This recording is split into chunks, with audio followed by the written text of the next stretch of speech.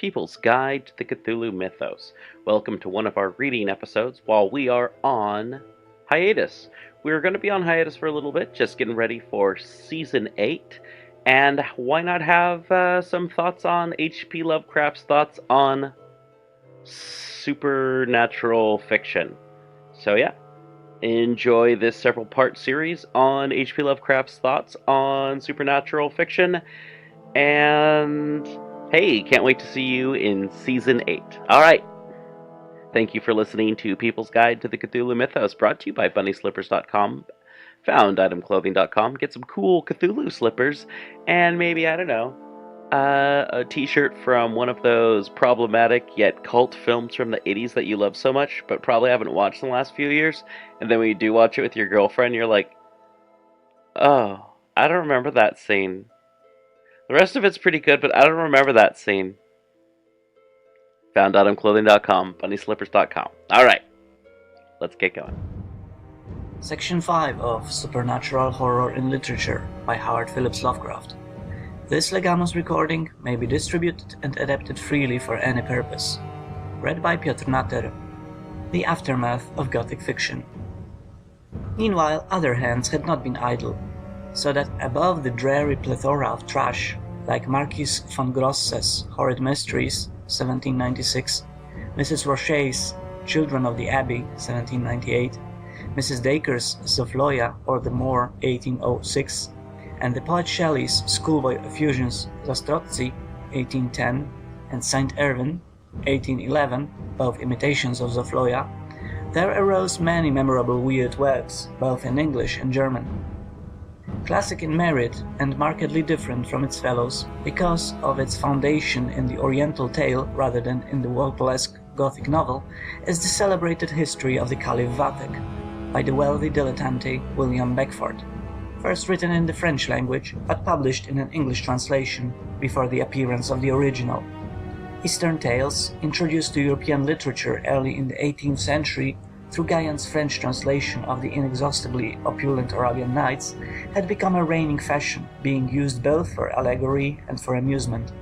The sly humor, which only the Eastern mind knows how to mix with weirdness, had captivated a sophisticated generation, till Baghdad and Damascus names became as freely strewn through popular literature as dashing Italian and Spanish ones were soon to be.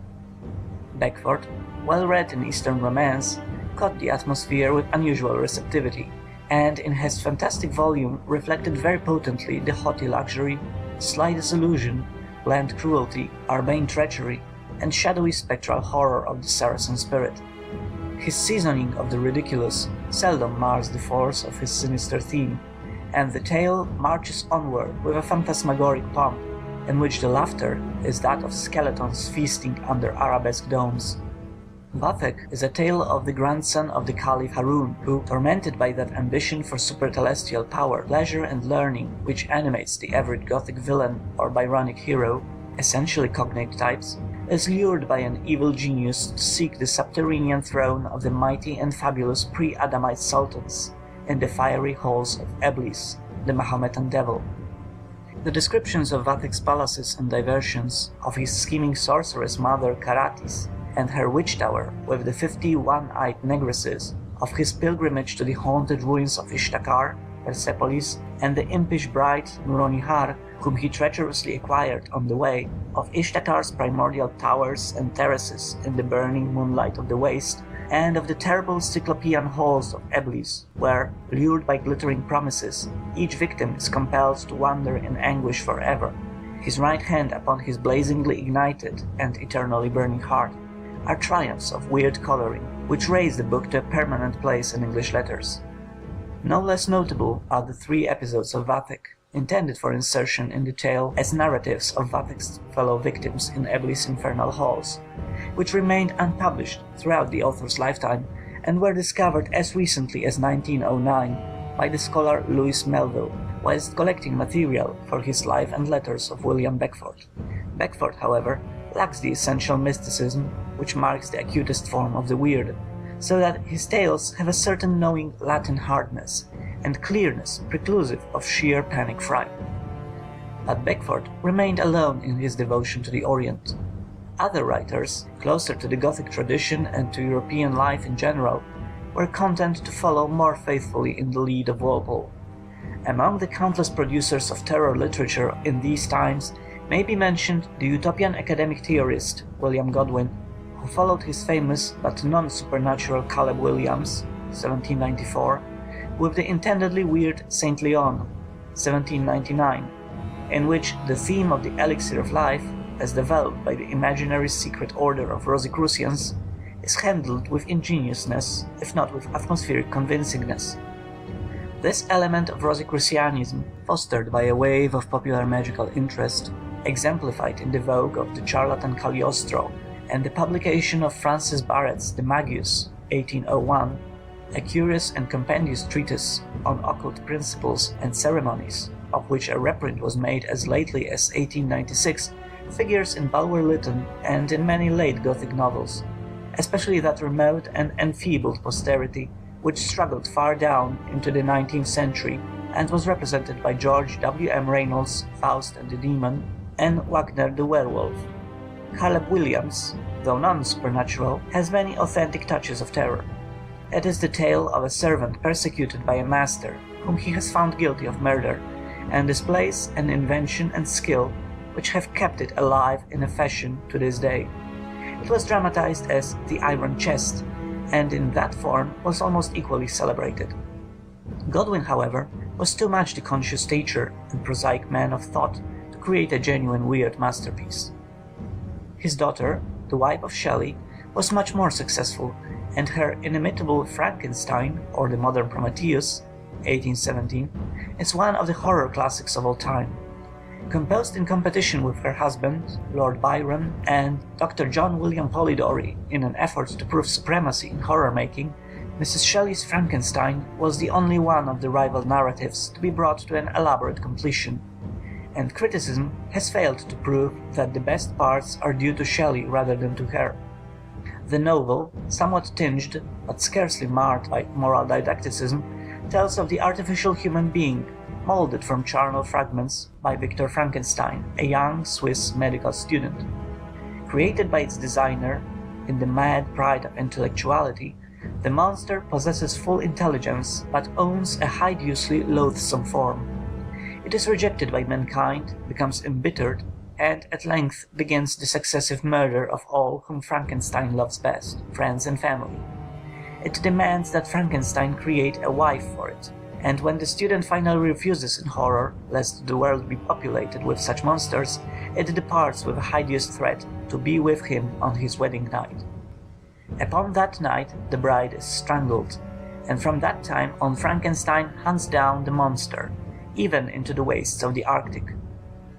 In the end, whilst seeking shelter on the ship of the man who tells the story, Frankenstein himself is killed by the shocking object of his search and creation of his presumptuous pride. Some of the scenes in Frankenstein are unforgettable, as when the newly animated monster enters his creator's room, parts the curtains of his bed, and gazes at him in the yellow moonlight with watery eyes, if eyes they may be called.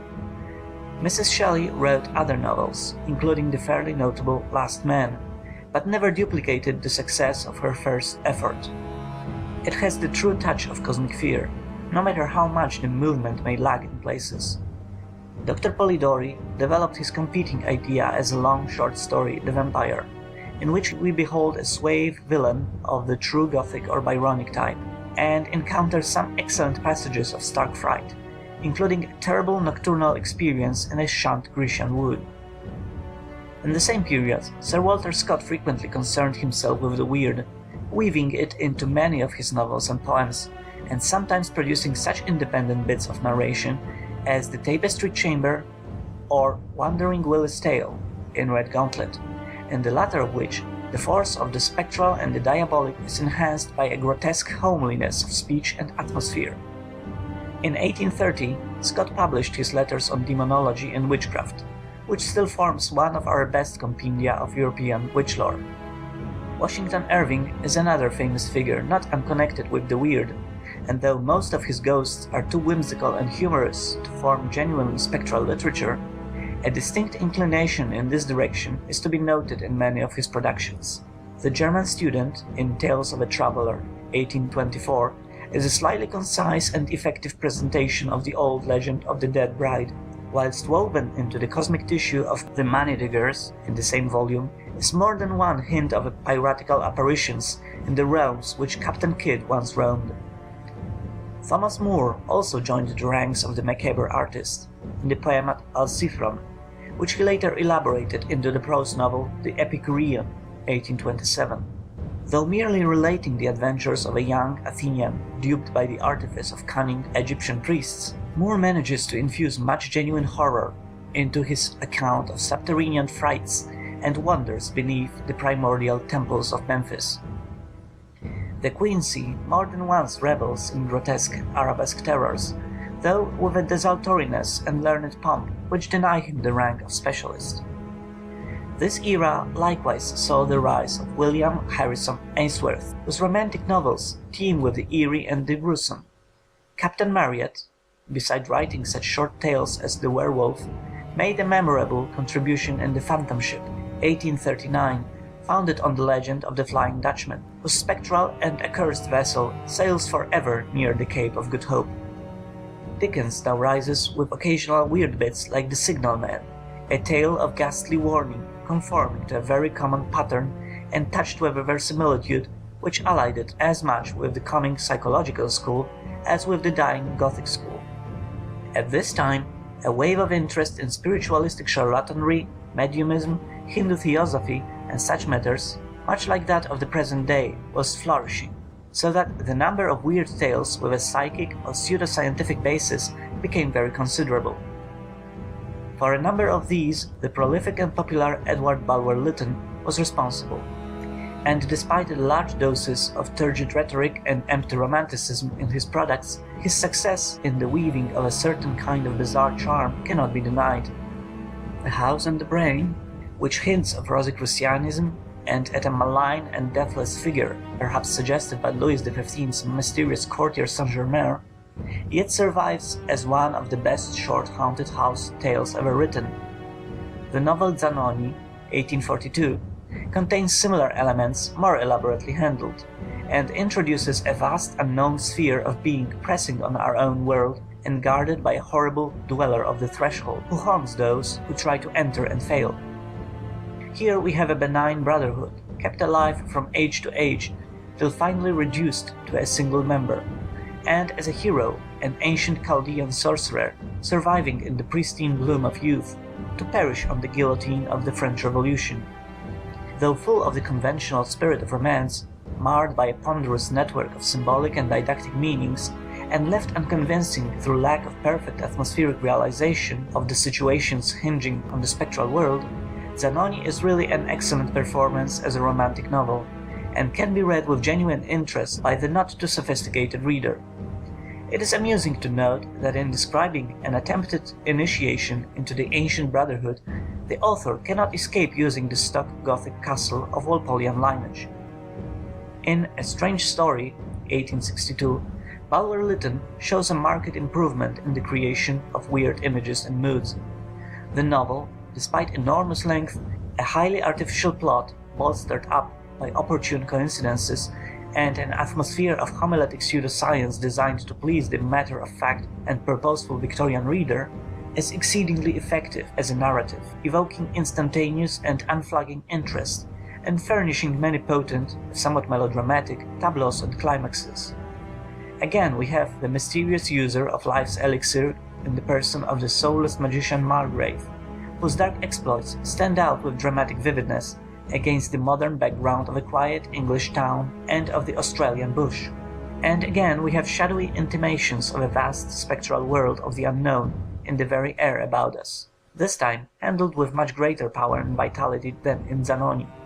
One of the two great incantation passages, where the hero is driven by a luminous evil spirit to rise at night in his sleep, take a strange Egyptian wand, and evoke nameless presences in the haunted and mausoleum-facing pavilion of a famous Renaissance alchemist, truly stands among the major terror scenes of literature.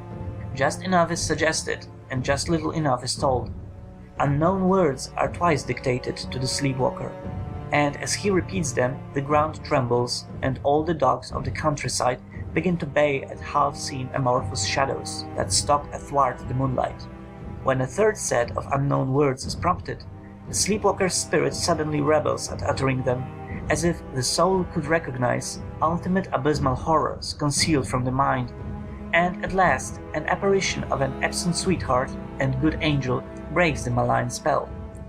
This fragment well illustrates how far Lord Lytton was capable of progressing beyond his usual pomp and stock romance toward that crystalline essence of artistic fear which belongs to the domain of poetry.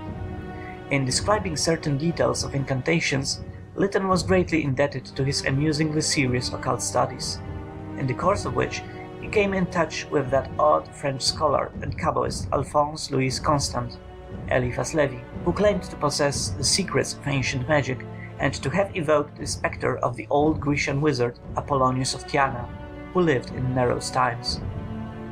The romantic, semi-Gothic, quasi-moral tradition here represented was carried far down the 19th century by such authors as Joseph Sheridan Le Fanu, Wilkie Collins, the late Sir H. Rider Haggard, whose She is really remarkably good, Sir A. Conan Doyle, H. G. Wells, and Robert Louis Stevenson, the latter of whom, despite an atrocious tendency toward jaunty mannerisms, created permanent classics in Markheim, the Body Snatcher, and Dr. Jekyll and Mr. Hyde. Indeed, we may say that this school still survives, for to it clearly belong such of our contemporary horror tales as specialize in events rather than atmospheric details, address the intellect rather than a malign tensity or psychological verisimilitude, and take a definite stand in sympathy with mankind and its welfare. It has its undeniable strength, and because of its human element, commands a wider audience than does the sheer artistic nightmare. If not quite so potent as the latter, it is because a diluted product can never achieve the intensity of a concentrated essence. Quite alone, both as a novel and as a piece of terror literature, stands the famous Wuthering Heights, 1847, by Emily Bronte, with its mad vistas of bleak windswept Yorkshire moors and the violent, distorted lives they foster. Though primarily a tale of life and of human passions in agony and conflict, its epically cosmic setting affords room for horror of the most spiritual sort. Heathcliff, the modified Byronic villain-hero, is a strange dark waif, found in the streets as a small child and speaking only a strange gibberish, till adopted by the family he ultimately ruins.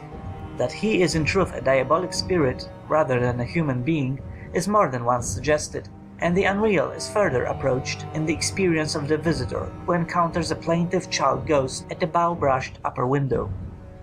Between Heathcliff and Catherine Earnshaw is a tie deeper and more terrible than human love.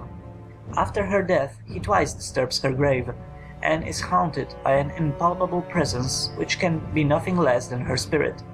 The spirit enters his life more and more, and at last he becomes confident of some imminent mystical reunion. He says he feels a strange change approaching and ceases to take nourishment. At night he either walks abroad or opens the casement by his bed. When he dies, the casement is still swinging open to the pouring rain, and a queer smile pervades the stiffened face. They bury him in a grave beside the mound he has haunted for 18 years, and small shepherd boys say that he yet walks with his Catherine in the churchyard and on the moor when it rains. Their faces, too, are sometimes seen on rainy nights behind that upper casement at Wuthering Heights.